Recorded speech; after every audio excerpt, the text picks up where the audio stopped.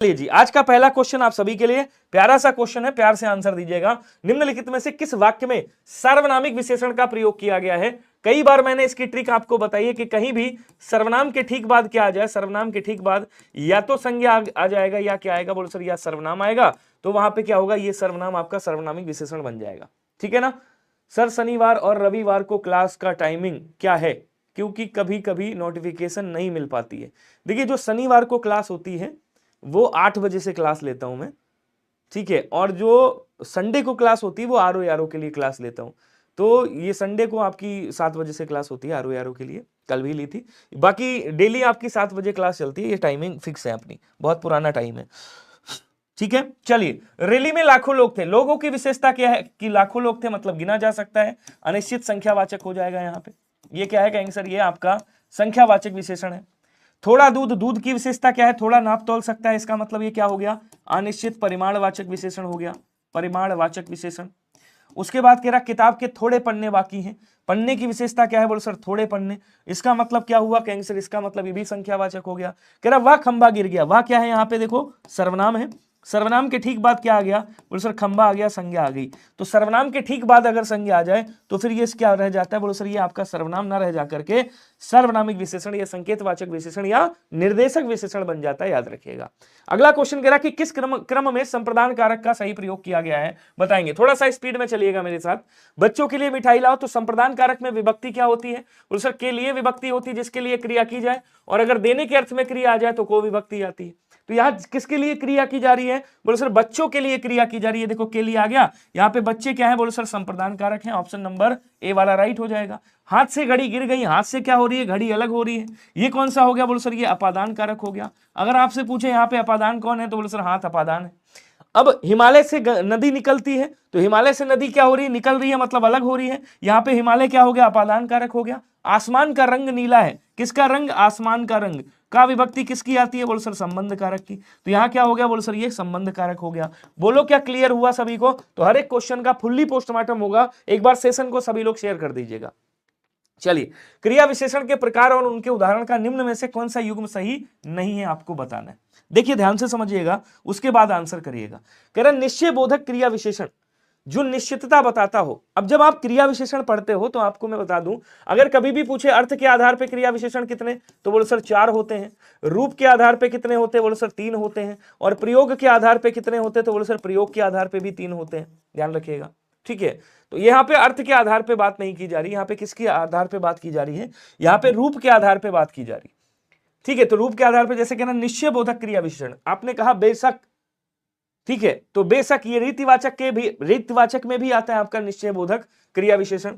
अब यहां कह रहा बेशक वह बेईमान है, या बेशक चल रहा है, तो चल रहा है मतलब इसकी विशेषता क्या है? बेशक। इसका मतलब निश्चय बोधक हो गया। बोलो सर सही है, क्या कहेंगे? सही है। समयवाचक क्रिया विशेषण कह रहा है राम मोहन के पीछे आया, पीछे मतलब बाद में आया, समयवाचक बन जाएगा। वैसे पीछे दिशा अगर बता रहा है तो स्थानवाचक होगा, लेकिन यहां पे समयवाचक बन जाएगा। उसके बाद कह रहा कहीं ना कहीं, तो कहीं ना कहीं जा रहे हो, इसका मतलब क्या हुआ? ये स्थिति बोधक बता रहा है कि भैया स्थिति क्या है आपकी, कहीं ना कहीं। कह रहा परिमाणवाचक में क्या होता है? नापतोल की बात करता है क्रिया के। ठीक है, अगर यहां पे कहता सब कुछ तब चल जाता, सर्वत्र का मतलब होता है सभी स्थान पर। इसका मतलब क्या होता है? बोलो सर सभी जगह पर, सभी स्थान पर। तो ये क्या बता रहा है? बोलो सर ये स्थानवाचक क्रिया विशेषण बता रहा है। क्या बोलेंगे? कहेंगे सर ये स्थानवाचक क्रिया विशेषण होगा, ना कि परिमाणवाचक होगा। ऑप्शन नंबर डी वाला हो जाएगा। क्या समझ में आया या नहीं आया, जरा कमेंट करके बताइएगा। क्लियर हुआ सभी को? संस्कृति दुबे जी स्वागत है, प्रिया टैक्स वाला जी हैं, कमलेश जी हैं, सरिता वर्मा जी हैं, मुकेश त्रिपाठी जी हैं, आदर्श पांडे भाई साहब जी आ गए हैं, समीक्षा यादव जी आ गई हैं, और माही राठौड़ जी आ गई हैं। कह रहा वह दुर्बल व्यक्ति सड़क पर गिर पड़ा, इस वाक्य में विशेष्य क्या है, बताइएगा। अब विशेष्य क्या होता है? बोलो सर विशेष्य जिसकी विशेषता बताई जाए, मतलब जहां पे संज्ञा है, संज्ञा और सर्वनाम ही क्या होते हैं? बोलो सर संज्ञा और सर्वनाम ही विशेष्य होते हैं। ठीक है, यहां किसकी विशेषता बताई जा रही? बोलो सर व्यक्ति की विशेषता क्या बताई जा रही है? बोलो सर व्यक्ति क्या है? कहेंगे सर विशेष्य है, और इसकी विशेषता बताई जा रही है कि वो दुर्बल है। तो ये वह क्या हो गया? बोलो सर वह दुर्बल जो है, ये दुर्बल शब्द जो है वो क्या हो गया? बोलो सर ये आपका विशेषण है, ध्यान रखिएगा, गुणवाचक विशेषण। अब यहां क्वेश्चन आपसे क्या पूछ रहा है मेरे भाई? क्वेश्चन पूछ रहा है कि इसमें विशेषण कौन सा होगा, बताइएगा। तो सभी लोग कमेंट करेंगे कौन सा विशेषण है। तो बोलो सर यहाँ पे जो व्यक्ति है, सॉरी विशेष्य पूछ रहा है, जो व्यक्ति है वो क्या हो जाएगा, बोलो सर वही आपका विशेष्य हो जाएगा। क्लियर। नेक्स्ट देखिएगा, कह रहा पार्श्व है और पास है, युग्म शब्द का सही अर्थ क्या होगा बताइएगा। किसकी बात कर रहा है, एक पार्श्व की बात कर रहा है, पार्श्व की बात कर रहा है, और एक किसकी, पास की बात कर रहा है। युग्म शब्द का सही अर्थ क्या होगा। आपने कहा कि मेघनाथ ने रामचंद्र और लक्ष्मण को नागपास में बांध लिया था। किस में बांधा था, नागपास में बांध लिया था। तो क्या बोलेंगे, कहेंगे सर नाग और पास। पास का मतलब क्या होता है, बोलो सर पास का मतलब होता है बांधना। एक देखो, एक होता है ये पास, ठीक है, एक होता है ये वाला पास। इस पास का मतलब क्या होता है, तुम पास पास, हम दूर दूर, निकट हो गया। और इस पास का मतलब होता है बांधना या बंधन कह सकते हैं। क्या होता है, बांधना या बंधन। और इस पार्श्व का मतलब क्या होता है, पार्श्व का मतलब होता है बगल। बगल समझ रहे हो, मतलब पड़ोसी की बात कर रहा है। तो यहां पे जो आंसर बनेगा वो कौन सा बनेगा, बोलो सर बगल और बंधन बन जाएगा आपका। ऑप्शन नंबर सी राइट हो जाएगा। बोलो क्लियर हुआ क्या सभी को, जल्दी जल्दी कमेंट करेंगे, सी इज राइट आंसर। अगला कह रहा है देव प्रसन्न होकर मनुष्य को वर देते हैं। क्या कह रहा है, देव प्रसन्न होकर मनुष्य को वर देते हैं। यहां पे जो देव शब्द है इसका बहुवचन बनाना है, आपको क्या बोलेंगे, देवलोग, देवगण, देवजन या देववृंद। अगर आपसे पूछा जाए कवि आ रहे हैं तो क्या बोलोगे, कहोगे सर कवि का बन जाएगा कवि वृंद। छात्र है तो गण बन जाएगा, छात्र के साथ गण लगा देंगे छात्रगण। भक्त जन, भक्त के साथ लगा दिया जन। मंत्री के साथ लगा दिया मंडल। ऐसे बहुवचन बना देते हैं। तो यहां पे कौन सा बनेगा, बोलो सर यहां पे देव के साथ में गण लग जाएगा और क्या कह देंगे, देवगण कह देंगे। ऑप्शन नंबर क्या हो जाएगा, बी वाला आपका राइट हो जाएगा। बोलो क्लियर सभी को, बहुत बढ़िया। अगला कह रहा है सामने जो बड़ा महल दिखाई दे रहा है वह मेरा है, इनमें से कौन सा सर्वनाम है बताइएगा। बहुत प्यारा सा क्वेश्चन है, सभी लोग कमेंट करेंगे जल्दी से। निजवाचक में आपको पता है क्या होता है, जहां भी आ जाए अपने आप, अपने आप, स्वयं, स्वयं, खुद और स्वतः, ये शब्द जहां भी आपको मिल जाए निजवाचक सर्वनाम होगा। अनिश्चयवाचक में 4 शब्द याद रखिएगा, कोई आपको बुला रहा है, किसी ने कहा होगा, ठीक है ना, कुछ पड़ गया होगा, और एक शब्द आता है किन्हीं। जहां पे भी आपको ये 4 शब्द मिल जाए समझ लीजिएगा अनिश्चयवाचक सर्वनाम है आपका, ठीक है। अब कह रहा है सामने जो बड़ा सा महल है दिखाई दे रहा है वह मेरा है। तो जो, वो, जो, सो, जो, वह, जिसका, उसका, जैसा वैसा, ऐसे शब्द मिले वहां पे क्या होता है, बोलो सर वहां पे आपका संबंधवाचक सर्वनाम होता है। कौन सा होगा, बोलो सर संबंधवाचक सर्वनाम होगा। लेकिन मेरे भाई यहां पे संबंधवाचक है ही नहीं, यहां पे आपका संबंधवाचक है ही नहीं। अब कौन सा होगा, वैसे तो ये संबंधवाचक है, लेकिन अब संबंधवाचक जब है नहीं तब क्या करेंगे यहां पे, तब फिर निश्चितता की बात कर रहा है, यहां पे आपका निश्चयवाचक बन जाएगा। ऑप्शन नंबर आप यहां पे बी वाला राइट कर दीजिएगा। बोलो क्या क्लियर हुआ या नहीं हुआ, जल्दी जल्दी कमेंट कर दो। बहुत बढ़िया।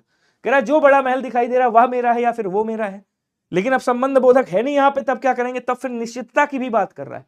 तो फिर निश्चितता हो गया कि वह मेरा है, ये कह रहा है, ये निश्चित बता रहा है कि भैया इसकी निश्चितता दे रहा है कि यह घर जो है जो आप देख रहे हो ये मेरा है। समझ गए।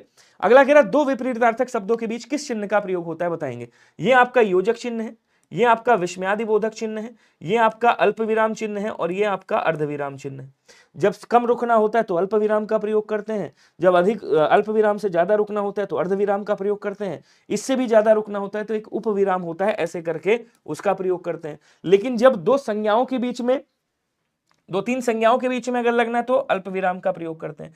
लेकिन जब दो विलोम शब्द के वो करते हैं, जैसे आपने कहा ऊंच नीच या ऊंचा नीचा कह दिया, तो ऊंचा और नीचा, आपने कहा काला गोरा, आपने क्या कहा काला गोरा, तो ये कौन सा हो गया, बोलो सर ये आपका, इसको क्या बोलते हैं, इसको सामासिक चिन्ह भी बोलते हैं, इसको योजक चिन्ह भी बोला जाता है। तो आंसर कौन सा बनेगा, बोलो सर आंसर आपका ऑप्शन नंबर ए वाला बन जाएगा। योजक चिन्ह का प्रयोग किया जाता है, सभी लोग ध्यान रखिएगा। क्लियर हो रहा है, एक बार सेशन को शेयर करिएगा सभी लोग।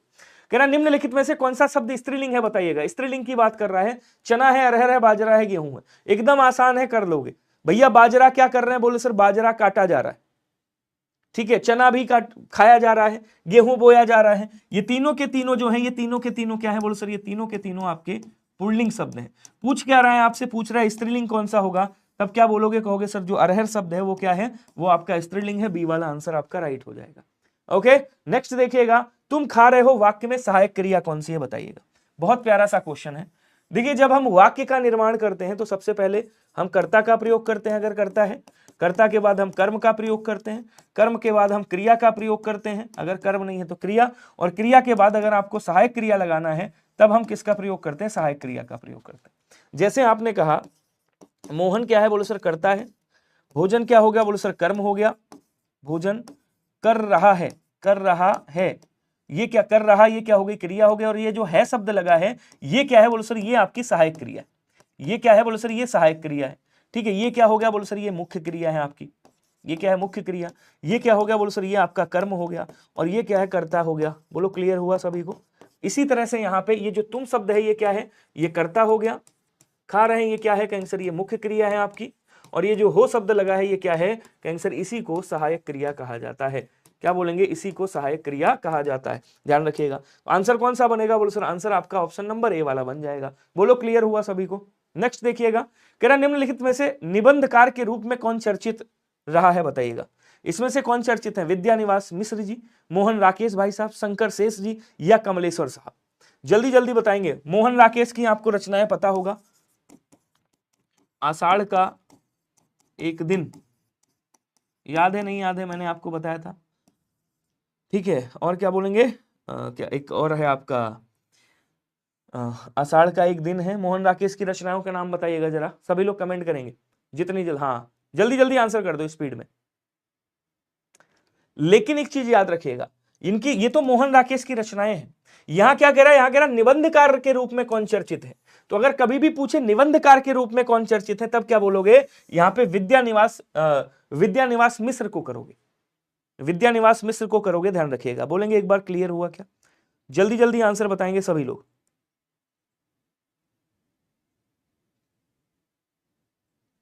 बहुत बढ़िया, चलो यहां पे कौन हो जाएंगे, बोलो सर विद्या प्रकाश जी।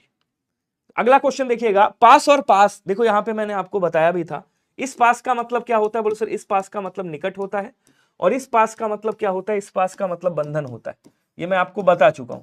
तो आंसर कौन सा बनेगा, बोलो सर बंधन और निकट। ऑप्शन नंबर क्या हो जाएगा, कहेंगे सर ऑप्शन नंबर यहाँ पे आपका सी वाला राइट हो जाएगा, ध्यान रखिएगा। क्लियर सभी को। नेक्स्ट देखिएगा, क्वेश्चन कह रहा कि सूक्ति है और सूक्ति है। यहां पे क्या कह रहा है भैया, सूक्ति दिया हुआ है और क्या दिया हुआ है, सूक्ति दिया हुआ है। शब्दों के क्रमशः अर्थ क्या होंगे बताइएगा, जल्दी जल्दी बता दो। सूक्ति का मतलब क्या होता है, सूक्ति आपने जो समुद्र में पाते जिसमें मोती निकलते हैं, ठीक है, उसको सूक्ति बोलते हैं। और उसके बाद सूक्ति, इसको जब तोड़ोगे क्या निकलेगा, इसको तोड़ेंगे यहाँ पे आपकी दीर्घ संधि लगेगी, सु प्लस उक्ति निकलेगा। क्या निकलेगा, सु प्लस उक्ति निकलेगा। सूक्ति का सु मतलब अच्छा या अच्छी, ठीक है, और उक्ति का मतलब क्या हो गया, बोलो सर उक्ति हो गया। कैसी उक्ति, बोलो सर अच्छी उक्ति। तो अच्छी उक्ति यहां भी है, अच्छी उक्ति यहां भी है, लेकिन यहां कह रहा है सूक्ति। सूक्ति का मतलब क्या होता है, बोलो सर सूक्ति का मतलब सीप होता है, ध्यान रखिएगा। तो ऑप्शन नंबर क्या हो जाएगा, बोलो सर ऑप्शन नंबर बी वाला आपका राइट हो जाएगा। बोलो क्लियर, बहुत बढ़िया। अगला कह रहा माली आवत देख कर, माली आवत देख कलियन करी पुकार, और फूले फूले चिन लियो कली हमारी बार। आंसर बताएंगे कौन सा होगा। देखिए यहां पे क्या कह रहे हैं, माली को जब एक भाई बगीचा था उसमें माली साहब आ रहे थे, तो माली साहब को आते हुए देख करके कलियां पुकारने लगी। अब बताओ कलियों को कभी पुकारते हुए देखा है, किसी ने देखा है, नहीं देखा होगा। अब कई लोग तुक्का मारने लगे, यहाँ पे यमक अलंकार होगा, कई लोग कह रहे उपमा अलंकार होगा। पहले समझो, जहां पर भी निर्जीव चीजों में भी क्या किया जाए, मानव के क्रियाकलापों को रोपित किया जाता है। जहां निर्जीव चीजों में मानव के गुणों को रोपित किया जाता है, उनका वर्णन किया जाता है, वहां पे मानवीकरण अलंकार होता है, याद रखिएगा। यहां क्या कह रहा, माली आवत देख कर कलियन करी पुकार। अब कलियां बताओ पुकारेंगी कलियां, उसके बाद कह रहा फूले फूले चुन लियो, अब कली हमारी बात, मतलब कलियां आपस में बात कर रही। जैसे आपने सुना होगा फूल हंसे कलियां मुस्काई, कभी फूलों को हंसते हुए देखा है, नहीं देखा। मतलब कवि ने क्या किया, जो मानव नहीं है उनमें मानव के गुणों को रोपित कर दिया।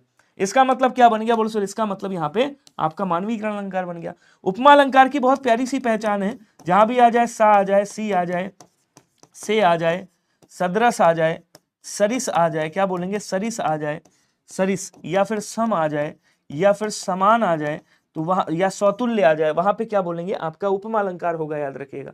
क्लियर। नेक्स्ट देखिएगा, सामंजस्य शब्द का समानार्थी शब्द क्या होगा बताइएगा। सामंजस्य की बात कर रहा है, सामंजस्य का क्या होगा, बोले सर सामंजस्य मतलब आप कह सकते हो यहां पे कि सामंजस्य बैठाइए, इसका मतलब क्या हो गया? बराबरी, तालमेल, मेल जोल या समता। जल्दी जल्दी आंसर बताओ, फिर आगे बढ़ता हूं। स्पीड में आंसर करिएगा भैया। क्या बोलेंगे? सामंजस्य मतलब आप कह सकते हो क्या बोलते हैं आपका, एक बड़ा प्यारा सा शब्द आता है, याद नहीं आ रहा है, यहाँ पे तालमेल कह सकते हैं। वैसे क्या होगा? बोले सर तालमेल हो जाएगा। बराबरी मत करिएगा, बोले सर तालमेल आपका राइट आंसर हो जाएगा, बी वाला आंसर राइट हो जाएगा। ठीक है। मेल जोल का मतलब मित्रता की बात कर रहे हैं, मेल जोल की बात कर रहे हैं, मित्रता, मित्रता। हाँ, सामंजस्य मतलब क्या बोलते हैं आपका, परस्परता की बात कर रहा है कि परस्पर काम करिए, मेल आपका तालमेल बना करके काम करिए। तो यहां पे आंसर बी वाला राइट हो जाएगा। समता का मतलब क्या होता है? बोले सर समता मतलब समानता हो गया, समानता की बात कर रहा है। यहां पे बराबरी की बात कर रहा है, किसकी? बराबरी की बात कर रहा है, ये हो गया बराबरी का। ठीक है ना, बराबरी बोल रहा है। और क्या बोलेंगे? समता की बात कर रहा है, सदृश, सदृश की बात कर रहा है, सदृश की, सौतुल्य की बात कर रहा है, ये हो जाएंगे आपके सौतुल्य। ये कौन हो जाएंगे? बोलो सर ये आपके हो जाएंगे समानता के पर्यायवाची। क्वेश्चन कह रहा है अद्भुत शब्द का समानार्थी नहीं है। अब इसमें से अद्भुत का समानार्थी कौन सा नहीं है? अद्भुत का मतलब आदति, जिसको समान कोई दूसरा ना हो, आदति बोलते हैं। अनुपम आप बोल सकते हो, अनुपम। आप अनोखा कह सकते हो, इसको क्या बोलेंगे? कहेंगे सर अनोखा। आप अलौकिक भी कह सकते हो, अलौकिक, अलौकिक। इसको आश्चर्यजनक कह सकते हो, आश्चर्यजनक भी कह सकते हो, आश्चर्यजनक। तो यहां पे क्या हो जाएगा? हाँ, अभूतपूर्व भी कह सकते हो, अभूतपूर्व, अभूतपूर्व, या फिर अपूर्व भी कह सकते हो। अपूर्व का मतलब जो पहले कभी ना हुआ हो। लेकिन यहां पे कौन सा नहीं होगा? तो बोल सर यहां पे भयानक शब्द नहीं होगा। भयानक का मतलब भय होता है, डरावना कह सकते हैं। भयानक का मतलब क्या हो जाएगा भाई? डरावना हो जाएगा, डरावना। आतंक क्या बोलते हैं, डरावना, आतंकवादी ऐसे कह सकते हैं, आतंकवादी कह सकते हैं, डरावना कह सकते हैं। तो यहाँ पे सी वाला आंसर क्या हो जाएगा? राइट हो जाएगा। क्यों? इसने पूछा अद्भुत का पर्यायवाची कौन सा नहीं होगा। क्लियर? नेक्स्ट देखिएगा, निम्नलिखित में से व्यंजन संबंधी अशुद्ध वर्तनी कौन सी होगी बताइएगा। श्राप है, खींचना है, गण्यमान है, सोडा है। तो सोडा तो आप लोग जानते होंगे, सोडा क्या है? बोलो सर सही लिखा हुआ है, गण्यमान भी सही लिखा हुआ है, खींचना भी सही लिखा हुआ है। लेकिन यहाँ पे जो श्राप लिखा हुआ है, बेसिकली श्राप नहीं होता है। हम लोग कह देते हैं यार श्राप दे दिया ऋषि ने उनको, जब हम लोग सीरियल देखते हैं कोई, मतलब महाभारत या रामायण वगैरह देखते हैं, उन्होंने उनको श्राप दे दिया। तो श्राप नहीं होता है, क्या होता है? बोलो सर साप होता है। क्या कहेंगे? कहेंगे सर साप होता है, अभिशाप होता है, साप, अभिशाप। ठीक है, ऐसे साप होता है। तो आंसर कौन सा होगा? बोलो सर ए वाला राइट हो जाएगा। बोलो क्लियर? एक बार सेशन को शेयर करिएंगे सभी लोग। कह छत्र छाया शब्द में अशुद्धि का कारण बताएंगे, कौन सी अशुद्धि हो रही? जल्दी जल्दी कमेंट करेंगे भैया सभी लोग, कौन सी अशुद्धि हो रही है बताना है आपको। छत्र छाया। चलो मैं इसका शुद्ध रूप लिखता हूं, यहां पे मैं इसका शुद्ध शब्द लिखता हूं। इसका शुद्ध शब्द क्या होगा और कैसे शुद्ध होगा ये भी बताऊंगा। क्या लिखेंगे? बोलो सर छत्र, छत्र छाया लिखेंगे। क्या लिखेंगे? छत्र छाया लिखेंगे। अब मैं इसको समझाता हूं, समझिएगा। देखिए यहां पे क्या है? बोलो सर यहां पे छत्र है और उसके बाद क्या है? बोलो सर उसके बाद छाया है। ये पहला पद है, ये दूसरा पद है। इसको जब आप मिलाओगे तो कैसे मिलेगा ये समझिएगा। यहां पे निकालेंगे छत्र, हलंत लगाएंगे तो यहां से आ बाहर आएगा। आ के बाद यहां क्या आ रहा है? बोलो सर आ के बाद यहां पे छा आ रहा है, और इसके बाद जो बचा उसको ऐसे लिख देना। अब देखो समझो, पहले आंसर तो आपको मिल ही गया होगा। आ का योग जब छा के साथ में होता है तो आ जो स्वर का योग, किसी भी स्वर का योग अगर छा के साथ हो रहा है तो स्वर तो वैसे ही रहेगा, स्वर के बीच में, और छा भी वैसे ही रहेगा। ठीक है, स्वर और छा के बीच में चा अपने आप क्या हो जाएगा? बोलो सर आगत हो जाएगा। जब इसको जोड़ोगे तो ऐसे बन जाएगा, छत्र छाया बनेगा। ठीक है, इसका मतलब क्या हुआ? इसका मतलब ये हुआ कि यहाँ पे जो गलती है वो कौन सी है मेरे भाई? तो बोलो सर वो संधि वाली गलती है। बोलो क्लियर हुआ सभी को? क्या काका को उठा दो भैया बोल रहा है, कौन है भैया? चाहत मिश्रा जी आ गई आप, स्वागत है आपका। और एक और आई होंगी, क्या नाम है उनका? देवरानी या दिव्यानी ऐसे करके कुछ नाम आती है। कमलेश जी बहुत बहुत धन्यवाद। अब देखिएगा कपटी मित्र के लिए मुहावरा कौन सा होगा बताएंगे सभी लोग, कमेंट करेगा स्पीड में। कपटी मित्र की बात कर, अभी एक लोग और आएंगी, उनका नाम मुझे नहीं याद है, पता नहीं दिव्यानी या देवरानी, क्या नाम है यार, याद नहीं आ रहा, आएगा तो मैं बताऊंगा, वो भी आने वाली होंगी। गुदड़ी का लाल का मतलब क्या होता है? गुदड़ी का लाल मतलब गरीब के घर में जन्मा, कह सकते हैं निर्धन के घर जन्मा गुणी व्यक्ति, ऐसे लिख दीजिएगा। निर्धन या दरिद्र के घर, ऐसे दरिद्र के घर जन्मा गुणी बालक, इसे क्या बोलते हैं? कहेंगे सर इसे गुदड़ी का लाल बोलते हैं। आंख का तारा अत्यधिक प्रिय, ये क्या है बोले सर, ये अत्यधिक प्रिय है, ध्यान रखिएगा। उसके बाद कह रहा पीठ ठोकना, शाबाशी देना, और बचा कौन सा बोले सर, आस्तीन का सांप। तो आस्तीन का सांप किसे कहते हैं बोले सर, जो कपटी यार होता है, जो कपटी मित्र होता है उसे आस्तीन का सांप कहते हैं। आपने सुना भी होगा कि क्या बोलते हैं आपका नशेड़ी यार किसके दम लगाए खिसके। ठीक है गुरुजी, आपका आशीर्वाद है। 2-3 पेपर दिए जिसमें मेरी हिंदी के जितने भी क्वेश्चन आते हैं उसे एक या तो क्वेश्चन गलत हो सकता है, बाकी सब सही था। क्या बात है, बहुत बढ़िया, लव यू टू मेरे भाई। कह रहा कल्पलता किसके निबंधों का संग्रह है, जरा बताइएगा। बहुत प्यारा सा क्वेश्चन है, सभी लोग कमेंट करेंगे, जितने लोग भी हैं स्पीड में आंसर करिएगा बस। क्या आपने कभी सुना है कि अशोक के फूल किसकी रचना है? अशोक के फूल सुना है? नहीं सुना है। पुनर्नवा तो सुना होगा आपने। अच्छा, बाणभट्ट की आत्मकथा, बाणभट्ट की, इधर लिख देता हूं, फिर से यहां से लिखता हूं, बाणभट्ट की आत्मकथा सुनी है नहीं सुनी है, कोई बात नहीं। ये तो आपने सुना होगा अनामदास का पोथा, अनामदास का पोथा सुना है नहीं सुना है? नहीं सुना है। अच्छा, चारुचंद्र लेख सुना है क्या? चारुचंद्र लेख सुना है? किसकी है? बोलो सर चारुचंद्र लेख भी इन्हीं की है। उसके बाद इन्होंने एक सूर साहित्य लिखा है। क्या लिखा है साहब? बोलो सर सूर साहित्य करके लिखा है, सूर साहित्य की रचना करी है। इन्होंने कबीर की भी रचना करी है, एक इन्होंने रचना लिखा है जिसका नाम है कबीर, ध्यान रखिएगा। इन्होंने हिंदी साहित्य की भूमिका भी लिखा है, हिंदी साहित्य की भूमिका। देखो इनकी इतनी सारी रचनाएं मैंने लिख दिया है ताकि आप लोग को याद रहे। ये कौन है? तो बोले सर ये आपके इकलौते हजारी प्रसाद द्विवेदी साहब हैं, जिन्होंने कल्पलता लिखा है, जिन्होंने ये सारी रचना करी है। और उसके बाद इन्होंने ही पुनर्नवा, बाणभट्ट की आत्मकथा, अनामदास का पोथा और चारुचंद्र लेख लिखा है। अर्थात बी वाला आंसर आपका क्या हो जाएगा? राइट होगा। बोलो क्लियर हुआ सभी को या नहीं हुआ? बहुत शानदार, बहुत लाजवाब, सभी का आंसर बिल्कुल सही आ रहा है। हाँ, दुश्मन मिले सवेरे रोज मगर मतलबी यार ना मिले। अब बस आगे की लाइन मत बोलना। पीछे पीछे चलने वाला, इसके लिए क्या होगा बताइएगा, जल्दी से बताएंगे। अग्रज का मतलब क्या होता है? बोलो सर अग्रज का मतलब होता है पहले जन्म लेने वाला या आगे जन्म लेने वाला, ठीक है ना? क्या बोलेंगे? पहले जन्म लेने वाला, पहले जन्म लेने वाला, बड़ा भाई अग्रज, अनुज छोटा भाई। अभूतपूर्व, जो पहले कभी ना हुआ हो, जो पहले कभी ना हुआ हो, ठीक है। और अपव्ययी का मतलब क्या होता है? फिजूल खर्च करने वाला, जो अपने पिताजी के पैसे फिजूल खर्च करने वाला, जिसने आईपीएल में पैसा जीता हो, उसको अपव्ययी बोलते हैं। वही फिजूल खर्च कर सकता है। अनुगामी क्या हो जाएगा? बोलो सर अनुगामी का मतलब होता है पीछे पीछे चलने वाला, और अनुचर का मतलब होता है पीछे चलने वाला। क्लियर सभी को? अच्छा, कोई ऐसा वीर बालक है यहाँ पे जो बिहार वगैरह का फॉर्म भरता हो? जरा एक बार कमेंट करिएगा। बिहार में वैकेंसी आ रही है सहायक सचिवालय अधिकारी की, सहायक सचिवालय की आ रही है। सहायक सचिवालय में वैकेंसी निकल रही है, लगभग 26-27 वैकेंसी है।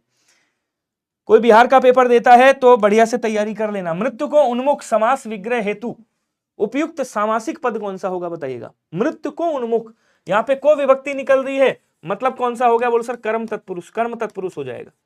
क्या होगा? बोलो सर कर्म तत्पुरुष हो जाएगा, याद रखिएगा। लेकिन मैंने क्या पूछा, इसका सामासिक पद क्या होगा बताइएगा? अच्छा, बिहार इंटर लेवल भरा था, किसके बारे में बताना है यादव जी? अच्छा, बिहार सहायक, उसके बारे में, वो सचिवालय से आएगी। जैसे हम लोग देते ना समीक्षा अधिकारी वगैरह का पेपर, उससे स्तर थोड़ा सा डाउन होगा अपने यहाँ से, यूपी से, लेकिन वो पोस्ट बहुत प्यारी सी है। तो उसमें प्री और मेंस 2 पेपर होने, ठीक है। पेपर मतलब जैसे आप आरओ का एक देख लीजिएगा अपने यहाँ जैसे होता है, सेम उसी तरीके से होता है। बस वहां पे क्या है, प्री में आपको हिंदी देखने को शायद नहीं मिलेगी, प्री में आपकी साइंस आएगी और बाकी सारे आते हैं। उसका सिलेबस एक बार देख लीजिएगा, बहुत प्यारी नौकरी है। बिहार में भी अगर होगी तब भी। अब देखो यहाँ पे थोड़ा दिमाग लगाइएगा। यहाँ पे क्या है? बोलो सर यहाँ पे है मृत्यु, और उसके बाद क्या है? उन्मुख।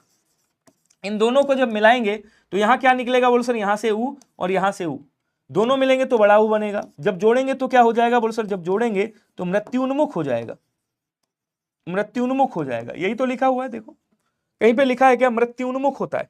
आंसर कौन सा होगा बोलो सर, आंसर आपका ऑप्शन नंबर ए होगा। जिन लोगों ने सी किया है, जिन लोगों ने बी किया है, सॉरी जिन लोगों ने बी किया है, जिन लोगों ने सी किया है, उनकी लुटिया डूब रही है, उसको निकाल लो बाहर। हाँ, फिर बिहारी बाबू कहे जाओगे, बिल्कुल सही। रेलगाड़ी शब्द में कौन सा समास होगा? अब जब मालिक इतना खर्चा कर ही लिया तो एक शब्द और बता दीजिएगा। दही बड़ा में कौन सा समास होगा? ये भी पूछा जा चुका है क्वेश्चन। दही बड़ा में कौन सा समास होगा? सभी लोग कमेंट करेंगे। चलो इसका मैं बता देता हूं। दही बड़ा का मतलब क्या होता है बोलो सर, दही में डूबा हुआ बड़ा। दही में डूबा हुआ बड़ा क्या कहलाता है बोलो सर, दही बड़ा कहलाता है। कई लोग कहते हैं दही का बना बड़ा, दही का बना थोड़ी बनता है, दाल का बड़ा बनता है। तो यहां पे क्या हो जाएगा बोलो सर, में विभक्ति निकल रही है, इसका मतलब अधिकरण तत्पुरुष होगा। क्या होगा? कहीं सर अधिकरण तत्पुरुष होगा। आगे से हट जाऊंगा, टेंशन मत लेना, ठीक है। अब यहां आ जाओ, इसका भी फोड़ फाड़ करते हैं। रेलगाड़ी, इसको तोड़ेंगे, क्या निकलेगा बोलो सर, रेल पर चलने वाली गाड़ी। रेल पर चलने वाली गाड़ी को क्या कहा जाता है बोलो सर, रेलगाड़ी कहा जाता है।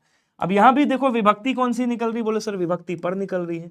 और पर विभक्ति किसकी होती है तो बोलो सर, ये आपकी अधिकरण तत्पुरुष की होती है। लेकिन एक बात और समझिएगा, आप कहोगे सर यहां अधिकरण तत्पुरुष नहीं दिया है, अब कौन सा होगा?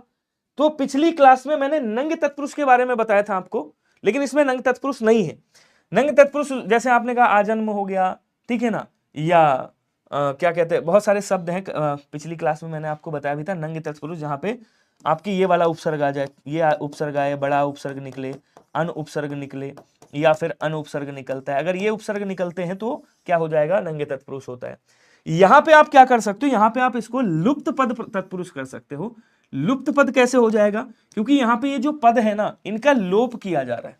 एक और होता है तत्पुरुष समास, जिसको हम बोलते हैं अलुक तत्पुरुष। जैसे उसमें वसुंधरा शब्द है, युधिष्ठिर शब्द है, मृत्युंजय शब्द है, ऐसे शब्द देखने को मिलते हैं, वहां पे आपका अलुक तत्पुरुष आता है। उसी तरह से इसको लुप्त पद बोल देते हैं, लुप्त पद तत्पुरुष समास है। और वैसे क्या है, यहां पे जो मेन है, जो सही है, वो आपका अधिकरण तत्पुरुष।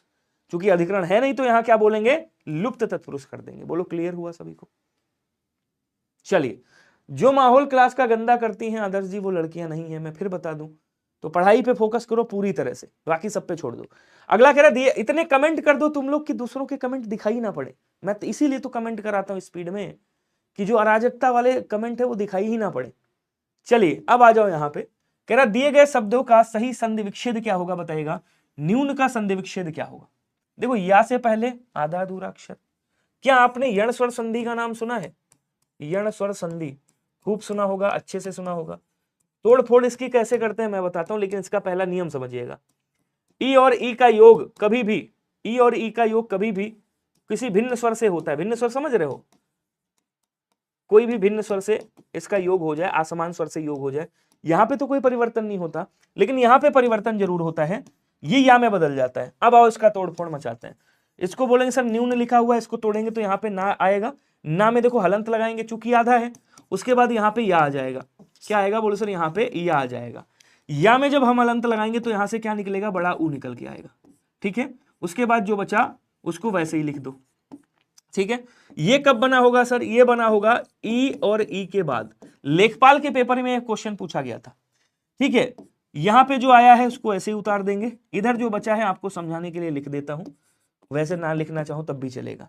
अब देखो समझना ध्यान से, इसको इसके साथ ले जाओगे, एक मूल शब्द बनाओ, क्या बनेगा बोले सर? नी बन जाएगा, ये उपसर्ग बन गया आपका। और इसको इसके साथ ले जाओगे, क्या बनेगा बोले सर? ऊन बनेगा। तो हमें क्या प्राप्त हुआ? नी प्लस ऊन प्राप्त हुआ। देखो कहीं पे लिखा है क्या बोले सर? ये लिखा हुआ है ऑप्शन नंबर सी वाला। क्या हो जाएगा? कहेंगे सर ऑप्शन नंबर सी आपका राइट हो जाएगा। क्या समझ में आया सभी को या नहीं आया? एक बार प्लीज मुझे कमेंट करके बताइएगा। क्लियर हुआ? बहुत बढ़िया। ये लेखपाल में क्वेश्चन पूछा गया था और अधिकतर बच्चों ने इसमें गलतियां की थी। कह रहा सरोज शब्द में कौन सी संधि होगी, बताइएगा। देखिए, एक विसर्ग संधि आती है, आपको पता होगा। विसर्ग संधि बड़ी सस्ती संधि है यार ये, इसमें बड़े खूब ढेर सारे ट्रिक होते हैं। ये सबसे आसान संधि होती है, वैसे टफ भी होती है। संधि का ट्रिक क्या है?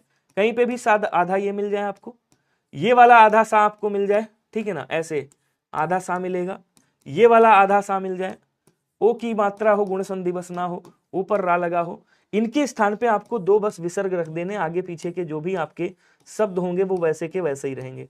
आपने कहा एक नया बच्चा आया है इसमें, कह रहा सर ने क्या बताया विनय भैया ने, मुझे समझ नहीं आया। मैंने कहा रुको मैं एग्जाम्पल देता हूं। जैसे आपने कहा निश्चय, शब्द क्या है, बोलो सर शब्द है निश्चय। कुछ नहीं करना आपको, यहां पे लिखा नी, देखो संधि यहां पे हो रही, दो बिंदी ठोका और उसके बाद यहां पे लिख दिया चय, निधन चय हो गया। अब ओ की मात्रा वाला देखते हैं। आपने कहा भैया सरोज लिखा हुआ है, ठीक है, यहां पे लिखा आपने सर और ओ के स्थान पे दो बिंदी मारी, इधर आ गया जा। सर का मतलब होता है तालाब, जा का मतलब होता है जन्मा हुआ, सर अर्थात तालाब में जन्मा हुआ, कमल की बात कर रहा है। सी वाला आंसर क्या हो जाएगा, राइट हो जाएगा। बोलो क्लियर सभी को। चलो जी, मिस उजाला जी आई हैं, पूछ रही अंजलि सिस तुम भी मेरे फोन पीछे आ रही हो। हाँ सही है, पूरी रिश्तेदारी जोड़ना, मैं बता रहा हूं, खत्म नहीं होनी चाहिए रिश्तेदारी, पूरा चलना चाहिए लास्ट तक। वधूर्मी का संधि विच्छेद करेंगे तो क्या निकलेगा, कहेंगे सर यहाँ पे दीर्घ स्वर संधि का उदाहरण लग रहा है मुझे, क्योंकि बड़े ऊ की मात्रा आ रही है, दीर्घ स्वर संधि का उदाहरण लग रहा है, दीर्घ स्वर संधि का मामला लग रहा है। अच्छा सच में, मतलब जहां पे लड़कियां आ जाए फिर पंचायत तगड़ी होती है, अब वो होती रहती है। वो ब्रह्मा जी, विष्णु जी, महेश जी खत्म नहीं कर पाए, मेरी क्या औकात है भाई, ये वाली पंचायत मैं नहीं खत्म कर सकता, देवता नहीं खत्म कर पाए, ठीक है, एक से एक फकीर जब नहीं मतलब उसको खत्म कर पाए, मैं कहा, वो वरदान है, वो वस्त्र है, वो शस्त्र है भाई, उसको कोई खत्म नहीं कर सकता। तो यहाँ पे क्या बोलेंगे, वधूर में लिखा हुआ है, वधूर में। इसका जब विग्रह करेंगे तो क्या आएगा, बोलो सर इसको तोड़ेंगे, यहां से वध निकलेगा, हलंत लगाएंगे, यहां से बड़ा ऊ की मात्रा आ जाएगी, उसके बाद जो बचा उसको ऐसे ही लिख देना, ठीक है। ये बड़ा ऊ कब बनता है साहब, बड़ा ऊ बनता है इधर ऊ और ऊ में से कोई एक शब्द रहा होगा, इधर ऊ और ऊ में से भी कोई एक रहा होगा, ठीक है। इसको ले जाओ इसके साथ, इसको ले जाओ इसके साथ, जोड़ो दोनों को, क्या निकलेगा, एक से निकलेगा वधु और एक से क्या निकलेगा, ऊर्म निकलेगा, ध्यान रखिएगा। तो वधु प्लस ऊर्म प्राप्त होगा। कहां पे है वधु प्लस ऊर्म, वधु प्लस ऊर्म यहाँ पे, वधु प्लस ऊर्मी कहां पे है, बोलो सर यहां पे है। बी वाला आंसर आपका राइट हो जाएगा। क्या सभी का बी आंसर आया है? हाँ चलिए अगला क्वेश्चन देखिएगा। क्वेश्चन कह रहा ऊंट का पर्यायवाची इसमें से कौन सा नहीं है। ऊंट का पर्यायवाची क्या होता है, बोलो सर ऊंट को लंबोष्ठ कहा जाता है, लंबोष्ठ बोलते हैं। इसको सुतुर भी बोला जाता है, सुतुर, इसको क्या बोलेंगे, कहीं सर सुतुर भी कहा जाता है, ठीक है। इसको उष्ट्र बोला जाता है, उष्ट्र। क्रमलेख भी आप बोल सकते हो, क्रमलेख। महाग्रीवा, इसकी लंबी गर्दन होती है इसलिए इसको महाग्रीव बोलते हैं। बचा कौन सा, बोले सर औंधा नहीं बोलते हैं। औंधा का मतलब क्या होता है, औंधा को अवमूर्ध बोला जाता है, अवमूर्ध, क्या बोलेंगे, अवमूर्ध कहा जाता है। इसको उल्टा भी बोलते हैं, उल्टा, विपरीत भी आप कह सकते हो, विपरीत। इसका पर्यायवाची क्या होता है, बोले सर इसका पर्यायवाची विरुद्ध भी हो सकता है। तो ये किसके हो गए, बोले सर ये औंधा के पर्यायवाची, ऑप्शन नंबर ए, औंधा मतलब जिसका मुख नीचे की ओर हो, ठीक है। क्वेश्चन कह रहा है कि बाण का पर्यायवाची इसमें से कौन सा नहीं है, बताइएगा। अब देखो बाण को क्या कहा जाता है, बोलो सर बाण को तो विशिख बोला जाता है, बाण को तीर भी कहा जाता है, बाण को नाराच भी बोला जाता है, बाण को आसुग के नाम से भी जाना जाता है, आसुग बोलते हैं। बाण को इस भी कहा जाता है, सर भी बोला जाता है, इसको ध्यान रखिएगा, सर भी कहा जाता है। और क्या कहेंगे, कैंसर इसको सिलीमुख के नाम से भी जानते हैं। किस नाम से, इसको सिलीमुख के नाम से भी जानते हैं, नाराज भी कहते हैं, आंसू, ये सब किसके हो गए, बाण के, ठीक है। एक शब्द और आता है, पत्री भी बोल देते हैं, आपने कम ही सुना होगा, पत्री भी बोला जाता है। लेकिन यहाँ पे आप देख रहे हो कि श्लाघा नहीं बोलते। श्लाघा का मतलब क्या होता है, ये कोई हथियार नहीं है साहब, इसको क्या बोलते हैं, श्लाघा का मतलब होता है प्रशंसा, श्लाघा का मतलब होता है स्तुति करना, श्लाघा का मतलब होता है तारीफ किसी की, ठीक है। ये क्या हो गया, बोलो सर ये श्लाघा हो गया। ऑप्शन नंबर सी वाला आपका राइट हो जाएगा। बोलो क्लियर हुआ सभी को। हाँ अगला क्वेश्चन देखेंगे, कह रहा दिए गए शब्द के उपयुक्त विलोम शब्द का चयन करें और बताएं विलोम क्या होगा। माफ कीजिएगा, अभिज्ञ का विलोम क्या होता है, और सर अभिज्ञ का विलोम आपका भिज्ञ क्या बोलते हैं, अभिज्ञ अनभिज्ञ हो जाएगा। अनभिज्ञ का मतलब जो ना जानकार हो, अभिज्ञ का मतलब जानकार होता है। उन्मुख मतलब जो, उन्मुख या सम्मुख एक ही बात है, उन्मुख या सम्मुख आपसे कह दे कि उन्मुख और सम्मुख ये एक दूसरे के पर्यायवाची। इन दोनों का विलोम क्या बनेगा, इन दोनों का विलोम बन जाएगा विमुख, ठीक है। उसके बाद कह रहा है भैया प्रवृत्ति का क्या बनेगा, निर्वृत्ति बन जाएगा, ठीक है। और आंसर कौन सा होगा, बोलो सर ऐहिक का पारलौकिक हो जाएगा। ऑप्शन नंबर सी वाला आप लोग राइट कर दीजिएगा। बोलो क्लियर सभी को। नेक्स्ट देखिएगा, आवेशित का विलोम क्या होगा, कौन बताएगा? बड़ा ये भी आसान है यार। आश्रित का विलोम क्या होगा? आश्रित का विलोम क्या होगा? बोल सर आश्रित का विलोम अनाश्रित हो जाएगा। ठीक है। आवृत का विलोम क्या होगा? आवृत का विलोम अनावृत होता है। अनावृष्टि का विलोम क्या होगा? बोल सर अतिवृष्टि हो जाएगा, अतिवृष्टि। ठीक है। बचा कौन सा साहब? तो बचा आपका अनावेशित। आवेशित का विलोम क्या होगा? अनावेशित होगा। जैसे उपमार्जित का विलोम पूछ लेता है तो अनुपमार्जित हो जाता है, इसी तरह से आवेशित का अनावेशित हो जाएगा। अगला क्वेश्चन कह रहा है अर्जन का विलोम क्या होगा, आपको बताना है, जल्दी से कमेंट करिएगा। अब देखो जैसे कह रहा है अर्जित, तो अर्जित का क्या हो जाएगा? बोलो सर अनर्जित हो जाएगा। ठीक है। अमृत का विलोम क्या होगा? बोलो सर अमृत का विलोम विष हो जाएगा, विष। अर्थ का विलोम क्या होगा? अनर्थ का विलोम अर्थ, अर्थ का विलोम अनर्थ। तो अर्जन मतलब किस? अर्जित करना, व्ययन मतलब खर्च करना। तो यहाँ पे बी वाला आंसर राइट हो जाएगा। हालांकि आय का भी व्यय होता है, ध्यान रखिएगा। क्वेश्चन कह रहा कथित का विलोम क्या होगा, कोई बताएगा? कथित का विलोम क्या होगा? कथ्य होगा, अकथ्य होगा, अकथित होगा या कथनी होगा? तो कथ्य का विलोम अकथ्य होता है। कथनी का विलोम क्या होता है? बोलो सर अकथनी होता है। कथनी मतलब जिसको कथनों द्वारा कहा जा सके, अकथनी मतलब जिसका कथनों द्वारा नहीं कहा जा सकता। और कथित का क्या हो जाएगा? कहा हुआ। अकथित का मतलब हो गया जो कहा हुआ ना हो। जैसे पठित का अपठित होता है, लिखित का अलिखित होता है, कुछ लिखित का मौखिक भी होता है वैसे। हर्ष का विलोम क्या होगा बताएगा? खुशी का क्या होता है? बोलो सर खुशी का दुख हो जाएगा। उल्लास का क्या होगा? बोलो सर उल्लास का विषाद कर सकते हैं। ठीक है। और आनंद का भी क्या कर देंगे? आनंद का भी दुख कर देंगे, चलेगा। नहीं दुख करना है तो आप यहाँ पे विषाद भी कर सकते हो।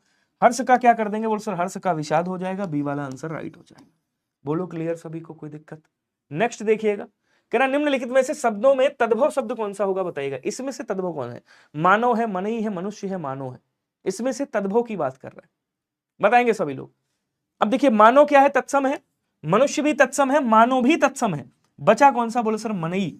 ये जो मनई शब्द है ये क्या है? बोलो सर ये आपका तद्भव शब्द है जिसका तत्सम क्या बोलते हैं? मानव होता है। मनई का तत्सम मानव होता है और मनुष्य का तत्सम मानुष होता है। तद्भव मानुष होता है। ठीक है, मानुष। और इसका क्या हो जाएगा? बोलो सर तत्सम मानव हो जाएगा। क्लियर हुआ सभी को? नेक्स्ट देखिएगा, कह रहा निम्नलिखित तद्भव तत्सम शब्दों में अनुचित जोड़ी का चयन करेंगे और अनुचित जोड़ी जो गलत है वो बताना है आपको। किवाड़ का कपाट, कंघी का कंकड़ी, कोठा का कोष्ठक, चना का चड़क। जल्दी से कमेंट करिएगा। हाँ जल्दी जल्दी बता दो। तद्भव पूछा था बच्चा, तत्सम नहीं पूछा था, यहां तद्भव पूछा था। क्वेश्चन कह रहा है इसमें से कौन सा सही मतलब गलत कौन सा ये बताना।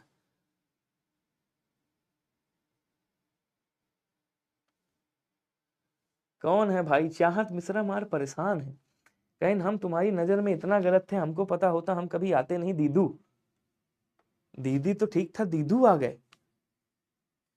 जैसे जीजा से जीजू आ जाते वैसे दीदा से सॉरी दीदा बता रहा हूँ, दीदी से दीदू आ गए। वाह भाई साहब, बहुत बढ़िया, शानदार, सैल्यूट है आपको। 100 तोपों की सलामी मेरी तरफ से। अब आ जाओ यहाँ पे, कह रहा किवाड़ का कपाट होता है, कोटा का कोष्ठक होता है, चना का चड़क होता है, लेकिन कंघी का क्या होता है? बोलो सर कंघी का कंकती होता है। याद रखिएगा, क्या बोलेंगे सर? कंकती कहते हैं। कंकती का मतलब होता है कंघी। तो आंसर कौन सा हो गया? बोलो सर आंसर आपका बी वाला राइट हो जाएगा। सभी लोग याद रखिएगा। बोलो क्लियर हुआ सभी को? नेक्स्ट देखिएगा, कह रहा कि निम्नलिखित में से शुद्ध वाक्य बताना है आपको, कौन सा होगा। किसकी बात कर रहा है? शुद्ध वाक्य। थोड़ा सा अच्छे से समझिएगा इसको वरना गड़बड़ हो जाएगा। ठीक है, कह रहा युद्ध मध्यकालीन युग में। अब देखो मध्यकालीन, कालीन का मतलब हो गया समय, युग हटा दो यहां से, कालीन हटा दो यहां से, सीधा लिख दो मध्यकाल। क्या लिख दो? मध्यकाल। आप लिख दो मध्यकाल में कलाओं की बहुत उन्नति हुई, बात सही हो जाएगी। इस समय मोहन की आयु 20 वर्ष है। मोहन की अवस्था 20 वर्ष है, यहां पे अवस्था कर दीजिएगा और 20 हिंदी में लिख दीजिएगा, ऐसे 20 लिख दीजिएगा, चलेगा। ठीक है, ये भी गलत हो गया।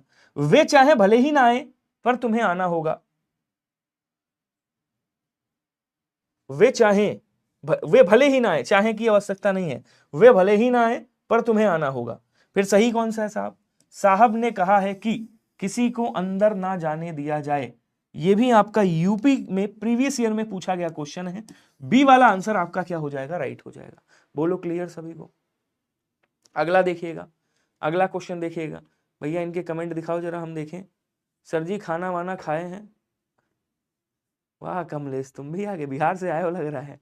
कौन से वाले गांव से हो? चलिए, क्या नाम है इनका? हाँ, आदर्श पांडे जी। अच्छा, चलिए आ जाओ, अगला क्वेश्चन देखिएगा। रसोत्पत्ति में आश्रय की चेष्टाएं क्या कही जाती हैं बताइएगा। आओ थोड़ा सा पढ़ भी लेते हैं, बातें तो हो गई। अगर कभी भी आपसे पूछे क्या रस के अंग कितने होते हैं, रस के अंग, तो आप क्या बोलोगे? रस के अंग होते हैं 4। कितने होते हैं साहब? 4 होते हैं। कौन कौन से होते हैं जरा समझिएगा। तो कहेंगे सर पहला होता है जिसको हम बोलते हैं स्थायी भाव। क्या बोलते हैं? स्थायी भाव। ठीक है। दूसरा होता है जिसको हम क्या बोलते हैं? जिसको हम बोलते हैं विभाव। और तीसरा जो होता है उसको क्या बोलते हैं? उसको हम बोलते हैं अनुभाव। और जो चौथा होता है उसको क्या बोलते हैं? हाँ, उसको क्या बोलेंगे गैंगसर? उसको हम बोलते हैं संचारी भाव। संचारी भाव। ठीक है। संचारी भाव की संख्या कितनी? 33 होती है। अनुभाव की संख्या कितनी? अनुभाव की संख्या कितनी? तो बोले सर अनुभाव की संख्या 4 होती है। विभाव की संख्या कितनी होती है? बोले सर 2 होती है। स्थायी भाव की संख्या कितनी होती है? बोले सर 9 होती है। अब देखो थोड़ा सा और समझो, विभाव कौन कौन से? तो बोले सर एक होता है आलम्बन विभाव, अभी बताऊंगा इनके बारे में, और एक होता है आपका उद्दीपन विभाव। क्या बोलेंगे? एक होता है आपका उद्दीपन विभाव। ठीक है, ये होते हैं 4। ये एक होता है आपका सात्विक, सात्विक, एक होता है आपका कायिक, एक होता है आपका वाचिक, एक होता है आपका आहार्य। ठीक है, ये इनके 4 भेद होते हैं, पहला, दूसरा, तीसरा, चौथा। अब देखो समझो, ध्यान से समझना। जो विभाव होते हैं वो क्या होते हैं? बोले सर ये आपके जागृत करने का काम, स्थायी भाव को जागृत करने का काम करते हैं। लेकिन ये जो अनुभाव होते हैं, जब स्थायी भाव जागृत हो जाते हैं, तो स्थायी भाव जागृत होने के बाद जो शारीरिक चेष्टाएं होती हैं, जो शारीरिक चेष्टाएं होती हैं, उन्हें क्या कहा जाता है? उन्हें अनुभाव कहा जाता है। कह रहा रसोत्पत्ति में आश्रय की चेष्टाएं, मतलब शारीरिक चेष्टाएं अर्थात हरकतें क्या कहलाती हैं? अनुभाव कहलाती हैं। अब ये 4 प्रकार की होती हैं। एक तो सात्विक, अपने आप होने वाली हरकत, जिसके भेद कितने होते हैं? बोले सर जिसके 8 भेद होते हैं। ठीक है, जिसके कितने भेद होते हैं? बोले सर 8 भेद होते हैं। और बाकी कायिक, ये जानबूझकर हरकत की जाती है। वाचिक अपने आप, और आहार ये वेशभूषा की बात करता है। समझ गए नहीं समझे? संचारी भाव ये अल्प समय के लिए हमारे मन में आते हैं, उसके बाद विचरण करके चले जाते हैं। अब आपसे कभी भी पूछे कि आश्रय क्या होता है, तो आप क्या कहोगे? कहोगे सर जो, देखिए थोड़ा सा और समझ लो इसको प्लीज। अच्छा, मतलब सही है आपका। अनुभाव के 2 भेद, सॉरी आलम्बन, ये विभाव, आलम्बन विभाव हो गया और उद्दीपन विभाव हो गया। आलम्बन विभाव के भी कितने भेद होते हैं? 2 भेद होते हैं। एक कौन सा होता है? बोलो सर एक आश्रय होता है जिसके हृदय में स्थायी भाव जागृत होते हैं, और एक कौन सा होता है? एक विषय होता है जिसके कारण स्थायी भाव जागृत होते हैं। ध्यान रखिएगा। तो आलम्बन विभाव के भी 2 भेद होते हैं। ठीक है, अब ये आश्रय कह रहा है, आश्रय के मन में जो चेष्टाएं आती हैं उनको अनुभाव कहा जाता है। अर्थात आंसर कौन सा होगा? तो बोले सर आंसर आपका ऑप्शन नंबर सी वाला हो जाएगा। सभी लोग बताइएगा क्या समझ में आया या नहीं आया, जल्दी जल्दी कमेंट करेंगे सभी लोग। बहुत शानदार, क्लियर हुआ या नहीं हुआ? जल्दी से बताओ सभी के सभी। चलो अब आ जाओ अगले क्वेश्चन पे, 1 मिनट समय दीजिएगा यार। चलो अगला क्वेश्चन देखिएगा। कह रहा निम्नलिखित में से कौन सा शब्द तद्भव है, जरा बताएंगे। इसमें से तद्भव शब्द कौन सा है? असुर है, कोयल है, काष्ठ है, गर्दभ है। तो काष्ठ का तद्भव क्या होता है? बोलो सर काठ होता है, लकड़ी को ही बोलते हैं। गर्दभ का तद्भव क्या होता है? बोलो सर गधा होता है। ठीक है, क्या कहेंगे? कहेंगे सर इसका तद्भव गधा होता है। असुर का तद्भव क्या होता है? बोलो सर आंसू होता है, आंसू। तो ये जो शब्द लिखे थे ये सब क्या थे? बोलो सर ये तद्भव शब्द थे। ठीक है, लेकिन यहाँ पे क्या पूछा है आपसे? तद्भव ही पूछ रहा है कि भैया तद्भव कौन सा है, तो क्या बोलोगे? ये जो कोयल शब्द है ये तद्भव है। इसका तत्सम क्या होगा? बोलो सर इसका तत्सम कोकिल होता है। ये आसान है, कर लोगे, कोई दिक्कत नहीं। बी वाला आंसर आपका राइट हो जाएगा। ठीक है, नेक्स्ट देखिएगा। मृषा किस शब्द का पर्यायवाची है बताइएगा। तो मृषा का मतलब क्या होता है? बोलो सर मृषा का मतलब होता है असत्य, मृषा का मतलब होता है झूठ, मृषा का मतलब होता है झूठ, मृषा को बोलते हैं अनर्थ, मृषा को बोलते हैं मिथ्या। क्या बोलेंगे? मिथ्या। ये सब झूठ के पर्यायवाची। तो आंसर कौन सा बनेगा? बोलो सर आंसर यहाँ पे मिथ्या बन जाएगा। ऑप्शन नंबर ए वाला राइट हो गया। मृत्यु का मतलब भाई मरना हो गया, मित्र का मतलब पता ही है, मुक्ति का मतलब मोक्ष की बात कर रहा है। मुक्ति किसे बोलते हैं? तो सर मुक्ति का मतलब मोक्ष की बात कर रहा है। क्लियर? नेक्स्ट देखिएगा। अगला कह रहा है दाता शब्द में प्रयुक्त प्रत्यय कौन सा है बताइएगा। दा का मतलब होता है देने वाला, और ता और लग गया यहाँ पे, तो ता क्या लगा हुआ है, बोलो सर प्रत्यय लगा हुआ है, ध्यान रखिएगा यहाँ पे ता प्रत्यय है। दा क्या है, इसको मूल शब्द माना गया, ठीक है, इसको मूल शब्द माना गया है। तो जो आंसर बनेगा वो क्या बन जाएगा, बोलो सर वो डी राइट आंसर बन जाएगा, ध्यान रखिएगा, ऑप्शन नंबर डी हो जाएगा। एक बार सेशन को शेयर कर देना यार सभी लोग। कह रहा वन सारदी चंद्रिका चादर ओढ़े, इसमें कौन सा अलंकार है बताइएगा। आ जाओ फिर ट्रिक ट्रिक खेलते हैं। कहीं पे आपसे पूछे मनु आ जाए, मानो आ जाए किसी भी पंक्ति में, मनहु आ जाए, या फिर क्या आ जाए, बोलो सर मानहु आ जाए, ठीक है। या आपसे पूछ ले जनु आ जाए कहीं पे किसी पंक्ति में, जानो आ जाए किसी पंक्ति में, जानो क्या बोलेंगे, जानो आ जाए किसी पंक्ति में, ठीक है, जनहु आ जाए किसी पंक्ति में, या फिर जानहु आ जाए किसी पंक्ति में। तो जहां भी ये आ जाए उत्प्रेक्षा अलंकार, उत्प्रेक्षा का मतलब होता है कल्पना करना, ठीक है। उसके बाद रूपक, अभी देखिए उपमा अलंकार का मैं बता चुका हूं, सा सी से सम समान सदृश सरिस स्वतुल्य, जहां भी आ जाए वहां क्या होता है, समानता बताई जा रही, उपमा अलंकार होता है। इसके 4 अंग भी होते हैं, ध्यान रखिएगा। कह रहा है वन सारदी, वन को क्या बता रहा है, सारदी बता रहा है, चंद्रिका को क्या कह रहा है, चादर कह रहा है यहां पे, तो वन को सारदी बता रहा है, ध्यान रखिएगा, ठीक है, और चंद्रिका को चादर बता रहा है। तो यहां पे आंसर कौन सा हुआ, बोलो सर जहां पे उपमेय में उपमान का भेद रहित आरोप हो, वहां पे मेरे भाई रूपक अलंकार होता है। हमेशा याद रखिएगा, 2 शब्दों के बीच में ट्रिक बता रहा हूं, योजक शब्द लगा होगा, और जैसे चरण को कमल बताया जा रहा है, चंद्र को खिलौना बताया जाता है, समझ रहे हो नहीं समझ रहे हो, जैसे भरत को सागर बताया जाता है, जीवन को निर्झर बताया जाता है कि जीवन क्या है कि निर्झर है। तो जब उपमेय को उपमान बता दिया जाए वहां क्या होता है, बोलो सर वहां पे रूपक अलंकार होता है, याद रखिएगा। सूरदास के गुरु के क्या नाम था बताइएगा। चलो जी छापो, किसने किसने अष्टक छाप की मतलब अष्टक छाप का नाम सुना है, कोई बताएगा, समझिएगा। वर्ष 1565 ईस्वी की बात है, ठीक है। यहां पे एक अष्टक छाप की, क्या बोलेंगे आपका, अष्टक छाप, अष्टक छाप कवियों की स्थापना होती है, अष्टक छाप की स्थापना होती है, ठीक है। ये स्थापना कब होती है, तो बोलो सर ये स्थापना होती है आपकी सन 1565 ईस्वी के समथिंग में, ठीक है। इसमें 8 कवि आते हैं, कितने कवि आते हैं, बोलो सर अष्ट छाप में 8 कवि आते हैं जो कृष्ण भक्ति शाखा से बिलोंग करते हैं। पहली बात, 8 कवि कौन कौन है, ध्यान से समझिएगा।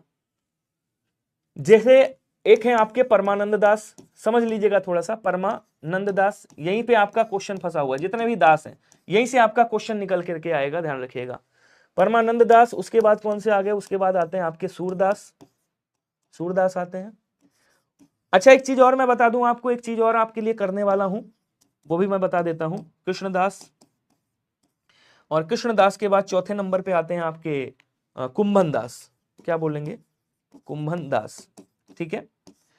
ये हो गए 4, उसके बाद 4 और हैं, 5 6 7 8, ठीक है। थोड़ा सा समय दीजिएगा मुझे, बस काम हो जाएगा।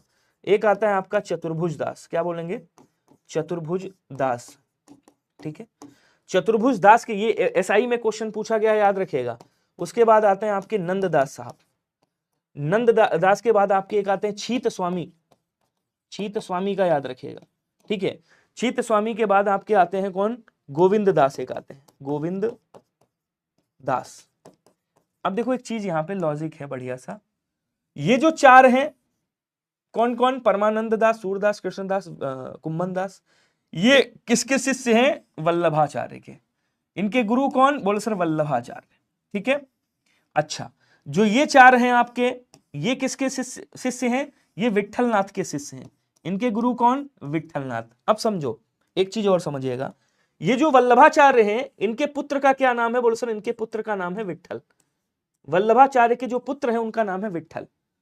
अब स्थापना किसने करी होगी, स्थापना करना चाहिए था पिताजी को, लेकिन स्थापना करी बेटे ने, ठीक है। 8 कवियों की मतलब अष्टछाप की स्थापना करी किसने, तो बोले सर स्थापना इसकी करी थी कौन, विट्ठलनाथ ने। विट्ठलनाथ ने क्या करा था, ये आपके संस्थापक थे, इसके संस्थापक। ये भी आपसे क्वेश्चन पूछा जाता है, याद रखिएगा। तो सूरदास के गुरु पूछे तो कौन, तो बोले सर वल्लभाचार्य जी हैं, ध्यान रखिएगा। और अष्टछाप के संस्थापक पूछे तो कौन, तो आपके विट्ठलनाथ जी हैं, याद रखिएगा। बोलो क्या क्लियर हुआ, हाँ बहुत बढ़िया। अगला क्वेश्चन देखेंगे, कवि मलिक मोहम्मद जायसी द्वारा रचित पद्मावत किस भाषा की है बताइएगा। अच्छा, अगर मैं आपसे पूछूं कवि मलिक मोहम्मद जायसी कहाँ के रहने वाले थे, कोई बताएगा? सर सुपर कोचिंग की एक खासियत है, क्वेश्चन दमदार लाते हैं, वॉचिंग बढ़ाने के चक्कर में हलवा नहीं लाते। चलिए अब देखिएगा, कह रहा कवि मलिक मोहम्मद जायसी द्वारा रचित पद्मावत की भाषा कौन सी है। देखिए थोड़ा सा जायसी के बारे में अगर मैं बताऊं तो बेसिकली रहने वाले रायबरेली के थे अपने। कहां के? रायबरेली की। रायबरेली में कौन सी भाषा बोली जाती है? अवधी भाषा बोली जाती है। इनकी जो मुख्य भाषा है वो कौन सी है? अवधी भाषा है। तो इनकी जो भाषा होगी यहाँ पे वो कौन सी होगी? पद्मावत में भी जो भाषा इन्होंने रखी होगी वो कौन सी रखी होगी? बोलो सर वो अवधी भाषा रखी होगी। बी वाला आंसर राइट हो जाएगा। इनकी कुछ रचनाएं और हैं। पद्मावत के बाद इन्होंने आखिरी कलाम भी लिखा है, सेम उसमें लिखा है आखिरी कलाम, याद रखिएगा, ठीक है, आखिरी कलाम। इन्होंने एक रचना करी है अखरवाट, अखरवाट की भी रचना करी, ये भी याद रखिएगा, ये मलिक मोहम्मद जायसी जी हैं। ये सूफी का कवि हैं, ध्यान रखिएगा। कौन से कवि हैं? तो बोले सर ये आपके सूफी कवि हैं, ठीक है, और ये आपके भक्ति काल से बिलोंग करते हैं, भक्ति काल। और भक्ति काल में कौन? तो बोले सर प्रेमाश्रयी शाखा से, प्रेमाश्रयी शाखा से बिलोंग करते हैं। भक्ति काल के कवि हैं, प्रेमाश्रयी शाखा से बिलोंग करते हैं, ध्यान रखिएगा। क्वेश्चन करा भाषा के शुद्ध रूप का ज्ञान किससे होता है, कोई बताएगा? भाषा के शुद्ध रूप का ज्ञान किससे होता है, कोई बताएगा क्या? जल्दी जल्दी कमेंट करेंगे सभी लोग, बहुत बढ़िया, जल्दी से बताओ। भाषा का अगर शुद्धता आपको देखनी है तो आपको किसका ज्ञान करना पड़ेगा? आपको व्याकरण का ज्ञान करना पड़ेगा। लिपि से भाषा का ज्ञान नहीं होता मेरे भाई, जब व्याकरण जो होती है उसी से भाषा का ज्ञान आपको हो पाएगा, शुद्ध भाषा का ज्ञान। तो बी वाला आंसर हो जाएगा। आपने देखा होगा कई लोग रामायण पढ़ते हैं, महाभारत पढ़ते हैं, और क्या कहते हैं गीता भी पढ़ते हैं। एक्चुअल में बताऊं 98% लोग, बल्कि 95 से 98% लोग जो है गलत तरीके से पढ़ते हैं। शुद्ध वही पढ़ पाएगा जिसको व्याकरण का ज्ञान होगा। कई लोग रामायण जो है, आपने देखा होगा रामायण कई जगहों पे होती है, जबकि रामायण को कभी गलत नहीं पढ़ना चाहिए। कई लोग हैं, मैंने खुद सुना है, कई लोग हैं जो एकदम लपेट जाते हैं उसमें, तो कभी भी गलत इन चीजों को नहीं पढ़ना चाहिए। बेसिकली अवधी भाषा में आपकी रामायण भी लिखी गई, रामचरितमानस भी लिखी गई है, तो कई लोग जो है गलत शब्द पढ़ जाते हैं, जबकि शुद्ध आप कब पढ़ पाओगे? जब आपको व्याकरण का ज्ञान होगा। चलिए अगला क्वेश्चन देखेंगे। कह रहा भारतवर्ष के लिए हिंदी भाषा का नाम सबसे पहले किसने सुझाया था, कोई बताएगा? तो सबसे पहले किसने, यहां पे कहा जाता है, ये क्वेश्चन बहुत पुराना है, बहुत बार पूछा जा चुका है। मदन मोहन मालवीय जी ने भारतवर्ष के लिए हिंदी भाषा का नाम सबसे पहले सुझाया था। ऑप्शन नंबर बी वाला यहाँ पे आपका राइट हो जाएगा। उसके बाद कह रहा मधुर मधुर मुस्कान मनोहर मनुज वेश का उजियारा, यह किस अलंकार का उचित उदाहरण है, जरा बताएंगे? थोड़ा सा स्पीड बढ़ा दो, क्वेश्चन अभी ढेर सारे। मधुर मधुर मुस्कान मनोहर मनुज वेश का उजियारा, यह किस अलंकार का उचित उदाहरण है, जरा बताइएगा मेरे यारा। सभी लोग कमेंट करेंगे जल्दी से। हाँ सिया पांडे आ गई, देखो सिया पांडे हैं, और एक कौन है, सुषमा नहीं, चौहान जी हैं कोई, मैं नाम भूल जाता हूँ। ये लोग मार एकदम बाय बाय के लिए परेशान रहती हैं, हाय बाय दीदी और दीदू, कसम से भाई साहब पक गया हूं इनसे। चलो आ जाओ, क्या कह रहा है देखिएगा। यहां देखो किसकी आवृत्ति हो रही है, बोले सर मधुर मधुर मुस्कान मनोहर मनुज वेश का इजिया। तो यहाँ पे क्या हो रहा है, बोले सर यहाँ पे माँ जो वर्ण है, माँ वर्ण की आवृत्ति हो रही, माँ वर्ण की आवृत्ति यहाँ पे हो रही। तो जब वर्णों की आवृत्ति हो वहां क्या होता है, बोले सर वहां पे आपका अनुप्रास अलंकार होता है। अब आपको एक चीज और बताता चलूं साथ में, अनुप्रास अलंकार के 5 भेद होते हैं। कितने भेद होते हैं? 5 भेद। इन 5 भेद में से एक भेद होता है जिसका नाम है वृत्त्यानुप्रास। क्या नाम है, बोलो सर? वृत्त्यानुप्रास कहते हैं, याद रखिएगा, वृत्त्यानुप्रास होता है। वृत्त्यानुप्रास में क्या होता है कि वृत्त्यानुप्रास में यहाँ पे एक ही वर्ण की आवृत्ति होती है। क्या बोलेंगे? एक ही वर्ण की आवृत्ति होती है। तो जहां पे एक ही वर्ण की आवृत्ति हो वहां क्या होता है? वृत्त्यानुप्रास होता है। जहां 2 या 2 से अधिक वर्णों की आवृत्ति होती है वहां 6 का अनुप्रास होता है। तो यहाँ पे आपका कौन सा हो जाएगा, बोलो सर? यहाँ पे वृत्त्यानुप्रास हो जाएगा, ध्यान रखिएगा। कह रहा उस विकल्प का चयन करें जो दिए गए पद्य के उचित रस का रूप, रस रूप का सबसे अच्छा विकल्प है, बताइएगा। रस की बात कर रहा है, अखियां हरि दर्शन की भूखी, कैसे रहे रूप रस राची, ये बतियां सुनी रूखी। अगर मैं यहाँ पे आपसे कहता भैया अलंकार कौन सा होगा, जरा बताइएगा। अगर मैं आपसे कहता कि इसमें कौन सा अलंकार होगा, जरा कमेंट करके बताइएगा सभी लोग। तब तक मैं बता देता हूं, कह रहा अखियां हर दर्शन की भूखी, मतलब आंखें जो है मेरी हरि अर्थात कृष्ण जी के दर्शन की भूखी हैं। कैसे रहे रूप रस राक्षी, उनके बिना कैसा मेरा, कैसे मतलब रूप को देख रहे हो कैसा हो गया है मेरा, ये बतिया सुन रूखी, उनकी बातें सुन करके ठीक है, सब रूठ जा रहा है कि कब आएंगे कृष्ण जी। तो यहाँ पे क्या कह रहा है, यहाँ पे प्रेम तो दिखा रहा है लेकिन थोड़ा सा बिछड़ने वाला। ठीक है, तो कौन सा होगा बोलो सर, श्रृंगार रस होगा यहाँ पे पहली बात। और श्रृंगार रस में कौन सा, तो बोलो सर वियोग श्रृंगार। क्या है बोलो सर, वियोग श्रृंगार रस है आपका। ठीक है, मैंने आपसे क्या पूछा, मैंने आपसे क्वेश्चन पूछा कि इसमें कौन सा अलंकार होगा, जरा बताइएगा। तो आंखें भूखी होती हैं या पेट भूखा होता है, बोलो सर भूखा तो पेट होता है। और यहां कह रहा अखियां हर दर्शन की भूखी, फिर वही बात आ जाएगा, यहां पे मानव के क्रियाकलापों को रोपित किया जा रहा है, अर्थात यहां पे क्या होगा बोलो सर, यहां पे आपका मानवीकरण अलंकार हो जाएगा पहली पंक्ति में, याद रखिएगा। क्लियर हुआ क्या सभी को? हाँ, अगला क्वेश्चन देखेंगे, कौन से छंद के प्रथम और तृतीय चरण में 15-15 मात्राएं होती हैं। ये तो क्वेश्चन में ही आंसर है, 16 मात्राएं होती प्रत्येक चरण में चौपाई में। और उल्लाला में क्या होता है बोलो सर, उल्लाला में पहले और तीसरा चरण जो होता है उसमें 15-15 मात्राएं होती हैं, दूसरा और चौथा चरण जो होता है 13-13 मात्राएं होती हैं, याद रखिएगा। तो यहाँ पे बी आंसर राइट हो जाएगा। इस समय अगर आपसे पूछेगा तो उल्लाला पूछ लेगा, ये अर्ध सममात्रिक छंद है, याद रखिएगा। कौन है बोलो सर, अर्ध सममात्रिक छंद। अच्छा, एक और पूछता है आपसे जिसका नाम है बरवे, ये भी थोड़ा सा टिपिकल लोगों को पड़ जाता है। बरवे का मतलब ऐसे याद रखिएगा, बरवे का मतलब 12, तो 12-12 पहले और तीसरे चरण में, 7-7 मात्राएं दूसरे और चौथे चरण में, तो बरवे मतलब 12, ऐसे याद कर लीजिएगा। क्वेश्चन कह रहा है कि निम्न पंक्ति में छंद पहचानिए। सौरज धीरज से ही रथ चाका, सत्यशील दृढ़ ध्वजा पताका, बल विवेक दम पर हित घोरे, क्षमा कृपा समता रजु मोरे। यहां पे कौन सा छंद होगा बताइएगा। फिर से देखिए, अगर आपने पढ़ लिया तब भी आपको समझ में आ जाएगा। कह रहा सौरज धीरज सही रथ चाका, सत्यशील दृढ़ ध्वजा पताका, बल विवेक दम पर हित घोरे, क्षमा कृपा समता रजु जोरे। यहाँ पे कौन सा होगा, अब देखो पहले तो गिनना भी बता दूं, जहां पे दीर्घ स्वर लगा होगा वहां 2 मात्राएं गिनते हैं, जहां लघु स्वर लगा होगा, ह्रस्व होगा, वहां 1 मात्रा गिनते हैं। तो 2 3 4 5 6 7 8 9 10 11 12 13 14 15 16, इसमें कितनी है, 16 मात्राएं। कितनी है बोलो सर, यहाँ पे 16 मात्राएं। आगे देखो, अब देखो यहाँ पे 1 मात्रा आएगी, ये आधा है तो इसकी मात्रा इस पे चढ़ जाएगी, मतलब यहाँ 2 हो जाएंगी। इसको भी समझ लीजिएगा, अगर यहाँ पे आधा स्वर है, मान लीजिए आधा वर्ण है और आगे वाले पे 2 मात्राएं चढ़ जाएंगी, तो 3 हो गई, 3 2 5 5 1 6 6 1 7 7 1 8 8 8 8 8 1 9 9 2 11 12 13 14 15 16। अब यहाँ पे आगे कोई वर्ण नहीं है, यहीं तक वर्ण है, तो भाई 1 ही मात्रा चढ़ेगी। तो यहाँ भी कितनी हो गई, 16 मात्राएं। प्रत्येक चरण में 16 मात्राएं किस में होती हैं, चौपाई में होती हैं। तो ये मात्रा मैं केवल गिनना बता रहा था, आंसर तो आप लोगों का पहले ही आ गया था, ऑप्शन नंबर ए हो जाएगा। अगला क्वेश्चन कह रहा निम्नलिखित में से नदी का पर्यायवाची इसमें से नहीं है। नदी का पर्यायवाची कौन सा नहीं है, तो भैया नदी को क्या कहा जाता है बोलो सर, इसको कूलवती कहा जाता है, इसको कूलंकसा भी बोला जाता है, कूलंकसा। इसको निम्नगा कहा जाता है, निम्नगा, ध्यान रखिएगा, निम्नगा बोलते हैं, इसको आपगा बोलते हैं, आपगा। सिंधुगामिनी कहा जाता है, सिंधुगामिनी, थोड़ा टिपिकल नाम लिख रहा हूं मैं, सिंधुगामिनी बोला जाता है। तरणी भी कहा जाता है, इसको तरनी, तरिनी बोलते हैं। और इसको तटनी कहा जाता है, तटनी याद रखिएगा आप लोग, ठीक है। बाकी सरिता भी बोला जाता है, इसको सरी भी कहा जाता है। भाई क्या बोलेंगे, कहेंगे सर सरी के नाम से भी जाना जाता है। तो यहाँ पे कौन सा हो गया बोलो सर, त्रिपथगा नहीं कहा जाता है। त्रिपथगा किसको बोलते हैं, तो कहेंगे सर त्रिपथगा गंगा जी को कहा जाता है, याद रखिएगा। बी वाला आंसर आपका राइट हो गया। क्लियर हुआ सभी को?